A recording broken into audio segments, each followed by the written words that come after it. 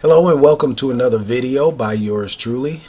My name is Alvin B. Williams and I am the founder and CTO of eBuilding Concepts located here in Tampa, Florida. I want to pause and kind of speak on how 3D printers are being used in the construction industry today to make walls for homes or buildings. And I want to address the confusion that I feel is being I guess not addressed, so to speak, on how eBuilding Concepts has said from the beginning how we were using this technology to create walls. And I speak about walls because the way of in the past making concrete walls basically involved building a form, so to speak, or buying a form. And typically, when you go to build these forms to cast these concrete walls or pour concrete inside the forms to later strip the forms, typically these forms were made out of wood using 2x4s and sheets of plywood. And what happened to a lot of that material, as you can see in one of the videos, what happened to a lot of that material, if it was damaged, and a lot of times it was damaged when in the removal process or cut up to make the wall a certain length or a certain height. And typically a lot of that material was cut up to fit a specific size or be placed in a specific location in the form. And a lot of that material was stripped away from the concrete after it hardened up just to be discarded and thrown away in the garbage. So from the very beginning, and that, by the way, that process is called lost form process of building forms. So what eBuilding Concepts, when we first came up with the concept of 3D printing the forms, so to speak, we were envisioning later that this wall would be filled in with concrete, covering the rebar that it was designed to support, or the way the wall was made to begin with. And that process has been done for eons, as far as making forms to later pour concrete in and set and strip the form. So the confusion, I believe, or I should say the idea of just 3D printing two strips of concrete and stacking them up on top of one another until you get to a certain height, and then just using that exterior layers, so to speak, to support structures up above without any type of infilling whatsoever. That brings up a whole nother issue of making sure the concrete layers are sticking together, or making sure that the bead that the printer is placing is a certain width and things like that. So I can understand a lot of that, a lot of the concern as to making sure that the structure can withstand the elements or support things with the using the print bed or print bead as that supporting. But here at eBuilding Concepts, we thought from the very beginning that this unlocked a whole nother universe of ways that we can create concrete walls that will later be filled in with concrete. The rebar will be placed in the two layers just like they are now to form walls, concrete walls. And that's that. And then being able to use the 3D printer to make curvy walls, just as well as making straight walls. We feel that this just unlocks an entire universe of possibilities of using this technology. So I just wanted to address, and hopefully you can kind of see the different versions of being done in this video, of how this technology, it should not be confusing. And I apologize, there's a lot of things going on in the industry right now getting this technology out that's causing concern. And I mean, not just with the invention of this technology helping out with building things, but all the way to where people are fearing that this technology will take jobs away from people. And again, not to make the video too long, but using this technology in place of, for example, the housing shortage, making housing or building of walls a lot cheaper, as opposed to using human laborers to do this type of work. There are savings that can be made, and unfortunately a lot of these savings are being not passed along to the end user, the customer. A lot of these savings are just basically adding more money to the pockets of the people that are fortunate enough out there to use this or develop this process and this technology. So we are in the early stages of this monumental shift in the way things can be designed and built.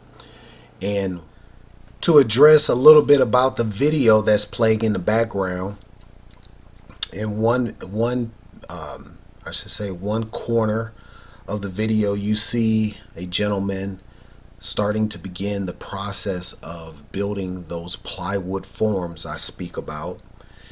And it's a lot of carpentry that goes into making sure those forms are cut, placed exactly where they're supposed to, all the way to stabilizing those forms to make sure that once those thousands and thousands of pounds or tons of concrete that are getting placed in between those forms, making sure those forms do not shift, do not move, and remain staying exactly where they were intended to be placed, is another monumental task within itself.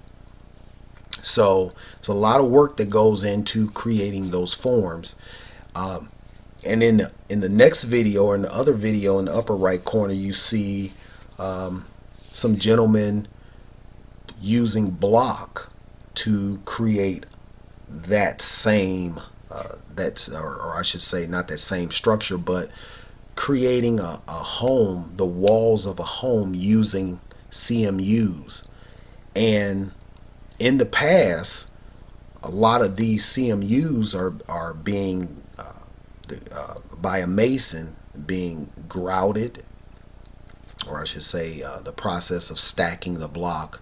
You use a trowel and you stick the block, place one in front of the other, one on top of the other, and you're just taking a cold pre-produced CMU, and you're taking fresh mortar and trying to bond those layers together, the lower block to the block that's being placed on top of it, and that's creating what's called a cold joint.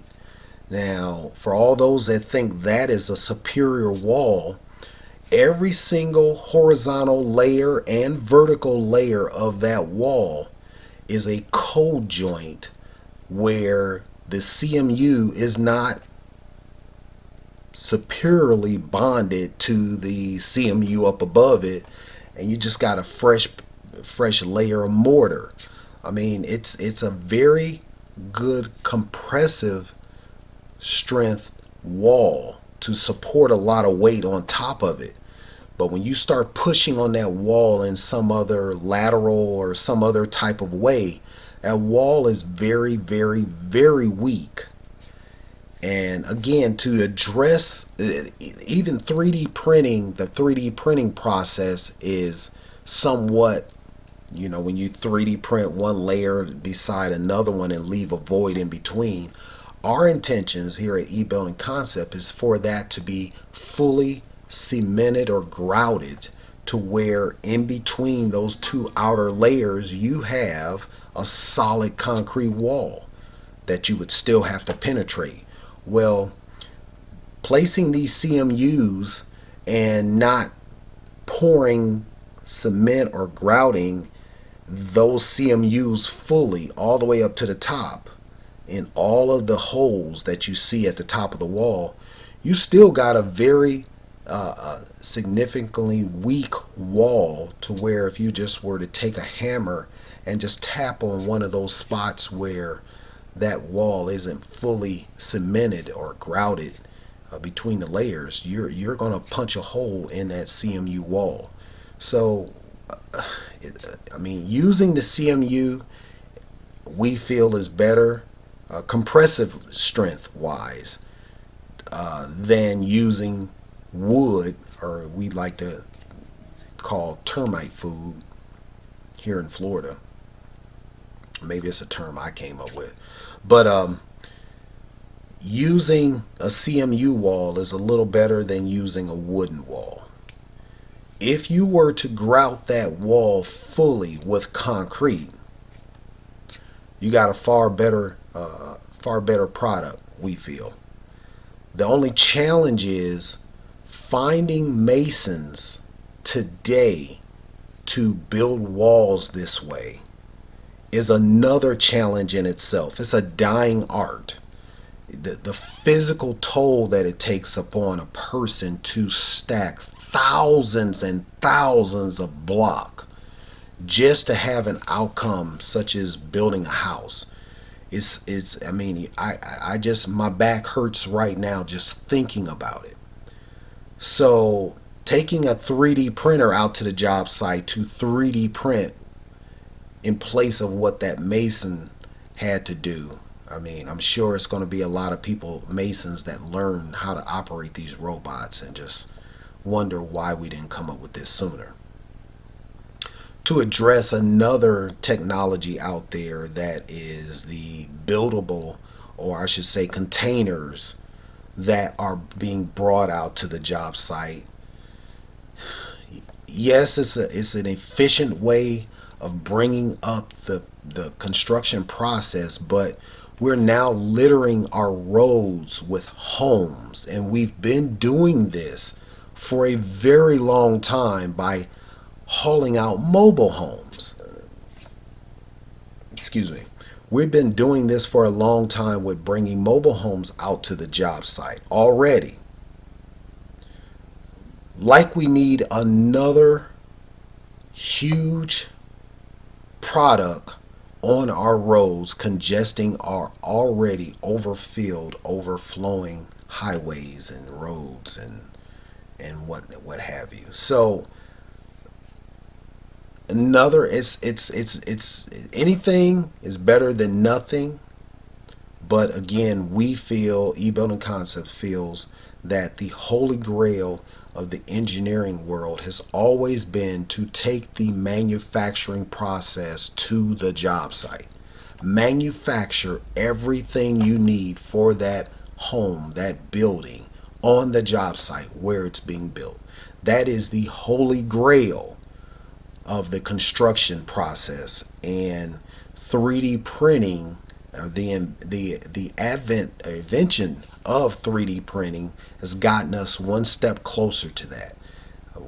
Today we're 3D printing the walls. Tomorrow we'll be 3D printing the doors, the windows, the plumbing, the electrical. There are metal 3D printers out there.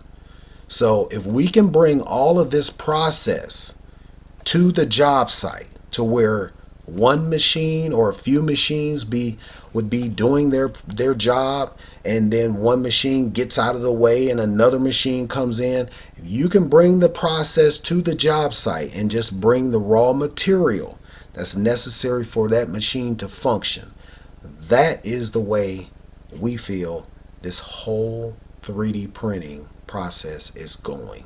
So, and we're proud and excited to be a part of it. So again, I thank you for watching this video. Please support us, Alvin Williams, eBuilding Concepts. Like, share, comment. If you got any questions, please feel free to reach out to me. I do not mind talking about 3D printing. And so reach out to me. Again, Alvin Williams, eBuilding Concepts. And I thank you for taking the time to watch this video.